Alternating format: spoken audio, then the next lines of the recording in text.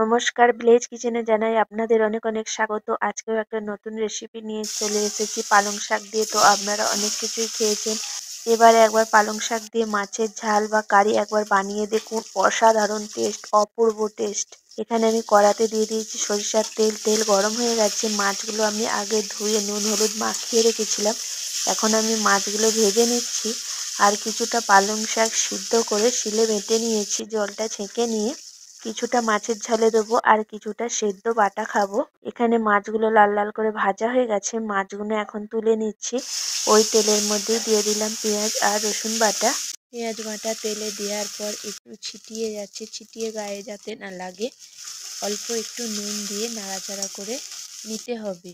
এখন দিয়ে দিলাম আদা বাটা, জিরে বাটা আর 4 মগজ শুকনো লঙ্কা একসাথে বাটা।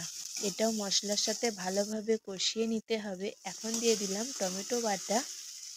এটাও দিয়ে ভালোভাবে নাড়াচাড়া করতে হবে যাতে টমেটোর কাঁচা গন্ধটা চলে যায়। এখন দিয়ে দেব কাশ্মীরি লঙ্কা গুঁড়ো আর হলুদ গুঁড়ো। মশলাটা এখানে ভালোভাবে একটু ভেজে নিয়েছি। এখন যে পালং শাকটা বেটে রেখেছিলাম সেটাও মশলার সাথে ভালোভাবে একটু ভেজে নেব। পালং শাক দিয়ে তো অনেক রেসিপি খেয়েছেন, এটা একবার বাড়িতে অবশ্যই বানিয়ে দেখুন, অসাধারণ খেতে হয়। এখানে এখন মশলা ধোয়া জলটা দিয়ে দিলাম। এখানে আরও একটু জল লাগবে, দিয়ে দেব। ভেজে রাখা মাছগুলো দিয়ে দিলাম। এখানে পালং শাক বাটাটা আছে বলে ঝোলটা একটু গাঢ় গাঢ় হয়ে গেছে। এখানে দিয়ে দিলাম কাসুরি মেথি। কাসুরি মেথিটা দিতেই হবে। হালকা একটু চিনি দিয়ে দিলাম আর স্বাদ মতো নুন। পেঁয়াজ ভাজার সময় তখন নুন দিয়েছিলাম, এখন একটু পরিমাণ মতো দিয়ে দিলাম। এখন দিয়ে দিলাম গরম মশলা আর একটু ঘি।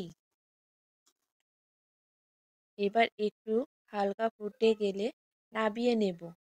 দেখুন কত সুন্দর হয়েছে। ভিডিওটি যদি আপনাদের ভালো লাগে লাইক কমেন্ট শেয়ার করবেন আর একবার এই রেসিপিটা করে দেখবেন। অসাধারণ অসাধারণ খেতে হয়, তাই আপনাদের সামনে শেয়ার করলাম। এখানে আমার ছেলে খেয়ে বলল, মা খুব সুন্দর হয়েছে।